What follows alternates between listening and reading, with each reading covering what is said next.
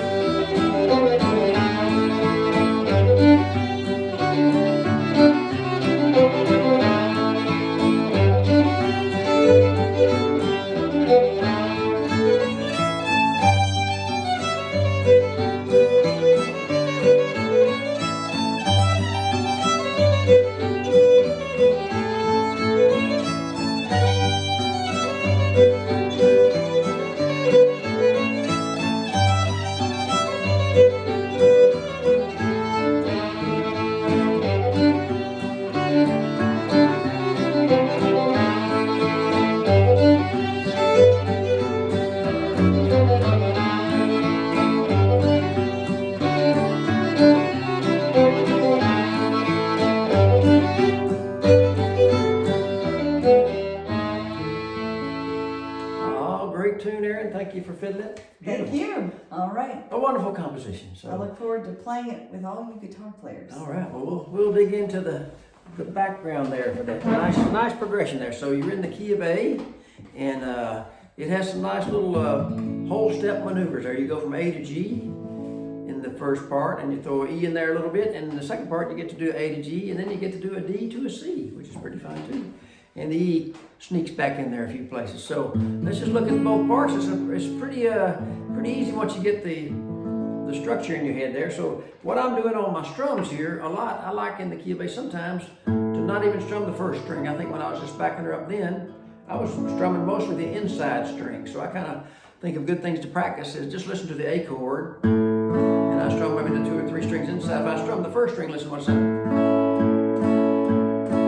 Sounds good too, but on this one I kind of like the little warmer, maybe not dark side, but a little warmer side, the inside string. So I kind of partly strum the first string, maybe on the E chord we'll throw it in there. But so the first part starts when in the A there, it goes A chord, and I'll maybe alternate the bass to a G chord on the second measure.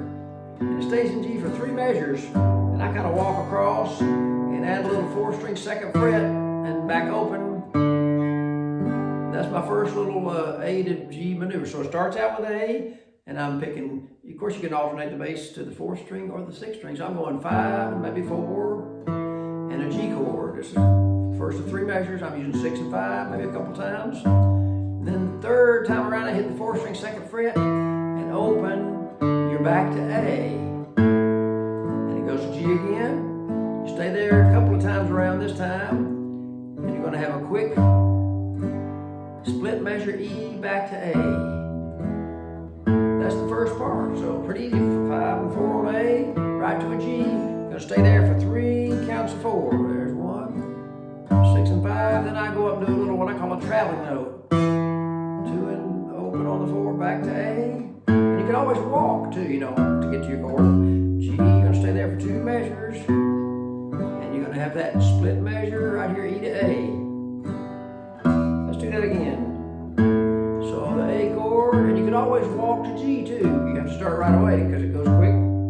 You're there for 3 measures. There's a second count of 4. And I'll do the little traveling note, 2 and open on the 4th string. A, 5 and 4, G chord. And then you stay there for 2 measures. And you can always walk down to an E, quick walk maybe. E to A. So that's the first part. So just remember when you're walking to your chords, you gotta anticipate, start early enough. If you have a quick walk, that you can start a little later. If you have a slow walk, you gotta start sooner. And remember that there's always a lot of ways to vary your walk. Just going from that E, a slow walk would be right, or you could go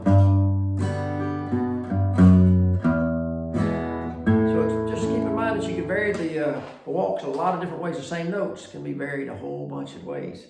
The second part, so the first part's pretty easy going there. You get to do some of the same chords, but the second part's neat because you're going to go from an A to a G, and then it's going to go from a D to a C. So that's a pretty nice progression. And we might look at an interesting way to try that, an alternative to that in a minute. But let's start with our regular shapes. I'm just borrowing my A. Of course, there's about 3 or 4 different ways to do your A. Again, I want to kind of do either the inside strum, or sometimes you might like a long A.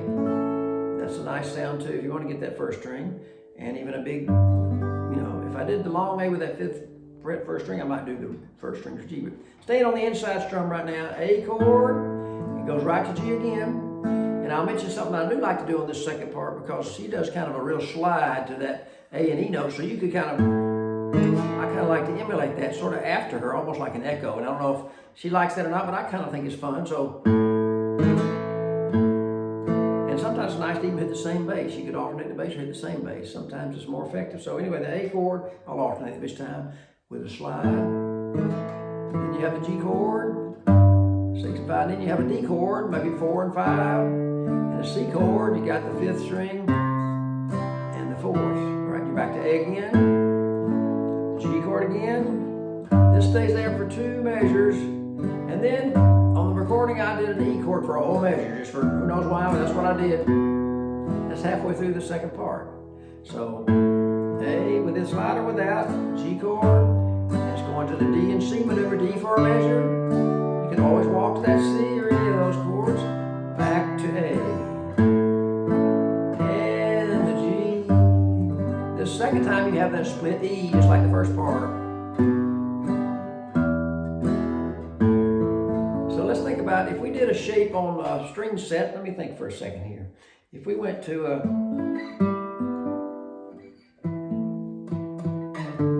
so we want to go, just think of where our bass notes might be. A to G, right? Then you want D to C, right? So you can think about different ways you can find those chords. Let me see here.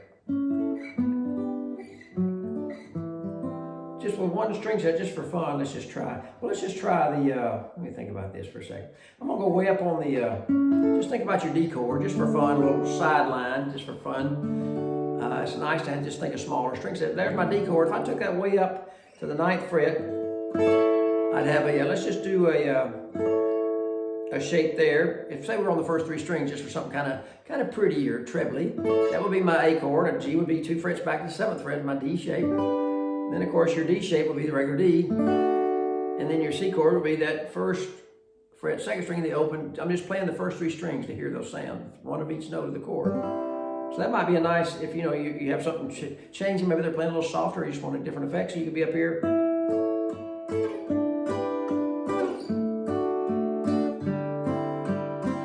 Then then you have that long E. So just try that for fun. I'm just picking the 3rd string for a bass, so I'm not really, something else you could do is a pedal tone.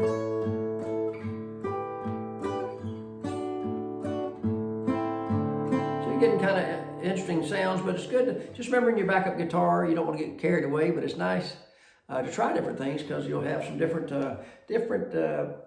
things in your toolbox to pull out there. So I'll do that one more time just for fun. So I'm using the same chord shape, that D chord, which has the name of my chord in the 2nd string. And it's just my D shape, I slide all the way down. Just think about your musical alphabet. D to E is a whole step, that'd be the 4th fret. F's a half step, 5. G is 7, whole step, and A is 9. So we're just going, I'm just using that 3rd string for my bass. Sounds like a lot of old rock and roll hits almost. So there's my A on 9, G on 7, D on 2, and then the open 3rd, 1st string with the 1st fret. Then you're back to your regular A to the G. Right? Then you have that E for a whole measure. Just back to our regular thing. There was our A to G. Just to remind ourselves, D to a C. And you had an A. G, hold that. Then you're going to split that measure at the end. E to A. Kind of getting the gist of it. I'm gonna play the whole thing one more time. But another thing that I like to do on that tune, I may have done in the recording, it's hard to, each time you go in the studio and get in front of a microphone, sometimes you get a little bit, you don't know what you're going to do, but you just try to relax and play as realistically as you would if you were just having fun playing the tune. So I try to do that, and I've gotten better at that through the years. So you don't want to freeze up. So same thing when you're just in a jam, just try to have fun. If you're ever in the situation where you are recording, forget the mics there and just imagine you're just having fun, on the porch or something. So anyway, one thing I do like to do on that E chord sometimes, going from the second part back to the first part, coming out of that A, say I'm on the very wind up. You have a quick E right here. That's the second ending, but on the first ending of that, so I'm in the second part, kind of halfway through, I like to do this, going from that where you have a long whole measure of E, go A. I'm gonna go ahead and do the, say I'm on the D to C. The first time through the second part, where we have a long E coming up right here. Here's the,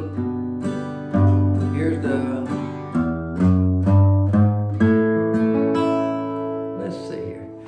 Do something here, excuse me for a second, there we go.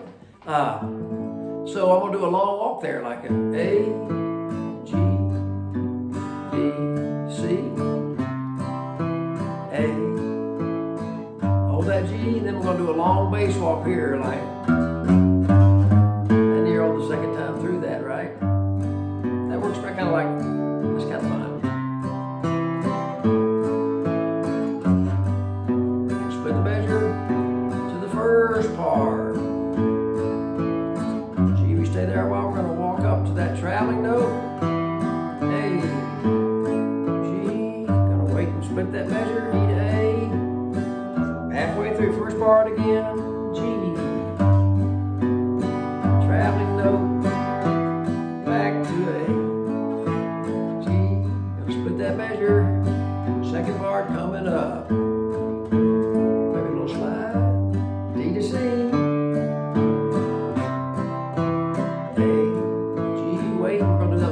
Walk right here.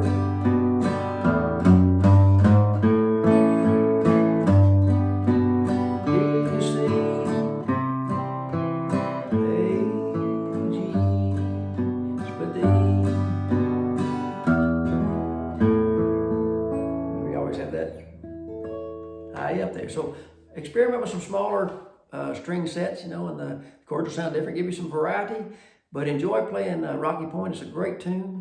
And I think Erynn has a real knack at writing some wonderful fiddle pieces, though, and this is one of them. So enjoy your guitar backup and just play it like you're on the porch. Take care.